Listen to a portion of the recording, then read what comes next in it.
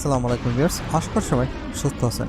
দর্শক, ইসরায়েল আগ্রাসন চালালে ইরানের পারমাণবিক বিবেচনার পরিবর্তন ঘটবে, অর্থাৎ ইসরায়েলের পরমাণু স্থাপনাগুলোতে হামলা চালাবে ইরান। ইরান ইসরায়েলকে সতর্ক করে বলেছে যে তাদের পারমাণবিক স্থাপনা হুমকির মুখে পড়লে তারা তাদের পারমাণবিক অবস্থান পূর্ণ বিবেচনা করবে। 2019 সালে ইরানের সর্বোচ্চ নেতা আয়াতুল্লাহ আলী খামেনি বলেছিলেন, ইরান পরমাণু অস্ত্র তৈরি করতে পারত, কিন্তু তা করবে না, কারণ ইসলামে এই জাতীয় অস্ত্রের ব্যবহার নিষিদ্ধ। যুক্তরাষ্ট্র এবং পশ্চিমের অন্যান্য কর্মকর্তারা বলেছেন যে ইরানের পরমাণু কর্মসূচির অব্যাহত সম্প্রসারণে মনে হয় তাদের সামরিক উদ্দেশ্য আছে। ইরানের পরমাণু কর্মসূচি খর্ব করার লক্ষ্যে স্বাক্ষরিত এই ঐতিহাসিক চুক্তি থেকে 2018 সালে যুক্তরাষ্ট্র একতরফাভাবে বেরিয়ে আসে। তখন থেকে ইরান 2015 সালের চুক্তিতে দেওয়া শর্ত অনুযায়ী তার প্রতিশ্রুতি থেকে ক্রমশই সরে এসেছে। ওই চুক্তি পুনরুজ্জীবিত করার কূটনৈতিক প্রচেষ্টা দীর্ঘদিন ধরেই থমকে আছে এবং কিছু নিষেধাজ্ঞা বারবার আরোপ করা হয়েছে। হাক তালাবের মতে, ইসরায়েলের পরমাণু কেন্দ্রগুলোকে ইরান চিহ্নিত করেছে এবং সকল লক্ষ্যস্থ সম্পর্কে প্রয়োজনীয় তথ্য তাদের কাছে আছে। ইসরায়েলের পরমাণু অস্ত্র রয়েছে বলে ব্যাপকভাবে তা সকলেই জানা, কিন্তু ইসরায়েল তা কখনো স্বীকার করেনি। ইসরায়েলে গত শনিবার পাল্টা হামলার প্রতিক্রিয়ায় যুক্তরাষ্ট্র এবং যুক্তরাজ্য ইরানের ড্রোন প্রকল্পের উপর নতুন নিষেধাজ্ঞা ঘোষণা দেয়।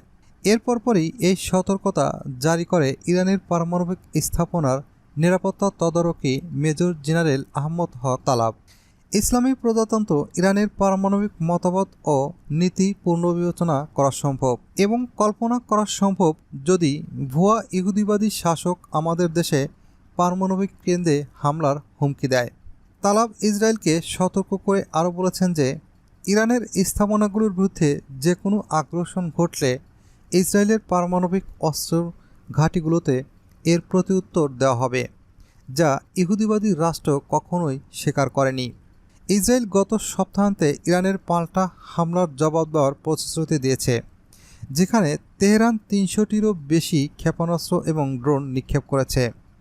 এর প্রেক্ষিতে বৃহস্পতিবার যুক্তরাজ্যে ঘোষিত পদক্ষেপের সাথে সমন্বয় করে ওয়াশিংটনকে 16 জন ব্যক্তি এবং 2টি সংস্থার উপর নিষেধাজ্ঞা ঘোষণা করেছে, যারা ড্রোনের মতো অস্ত্র তৈরিতে ইরানকে সহায়তা করে। ইরান বলেছে যে এটি দামেস্কে তার কনসুলেট ভবনের সন্দেহভাজন ইসরায়েলি বিমান হামলার প্রতিশোধ নিতে ইরানের মাটি থেকে ইসরায়েলের উপর প্রথম সরাসরি হামলা করে, যাতে 2 ঊর্ধ্বতন কমান্ডার সহ রেভলিউশনারি গার্ড সদস্য নিহত হয়।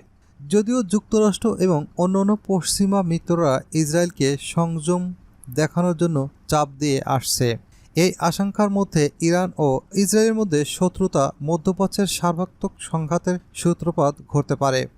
তবে ইসরায়েলের প্রধানমন্ত্রী নেতানিয়াহু বুধবার বলেছেন, আমি এটা পরিষ্কার করে বলতে চাই যে আমরা আমাদের সিদ্ধান্ত নিজেরাই নেব এবং ইসরায়েল রাষ্ট্র আত্মরক্ষার জন্য প্রয়োজনীয় সব কিছু করবে। ইসরায়েল তার প্রতিশোধের সময় বা মাত্রা সম্পর্কে কোনো ইঙ্গিত দেয়নি। যখন ইরান ইসরায়েলের সম্ভাব্য হামলার বিরুদ্ধে প্রতিশোধ নেওয়ার প্রতিশ্রুতি দিয়েছে, পররাষ্ট্রনীতির প্রধান জোসেফ ব্যারেল বৃহস্পতিবার G7 পররাষ্ট্রমন্ত্রীদের বৈঠকে ইরানিদের আক্রমণের সংযত জবাব দেওয়ার জন্য ইসরায়েলকে আহ্বান জানিয়ে বলেন, আমরা মধ্যপ্রাচ্যে একটি আঞ্চলিক যুদ্ধের দ্বারপ্রান্তে রয়েছি।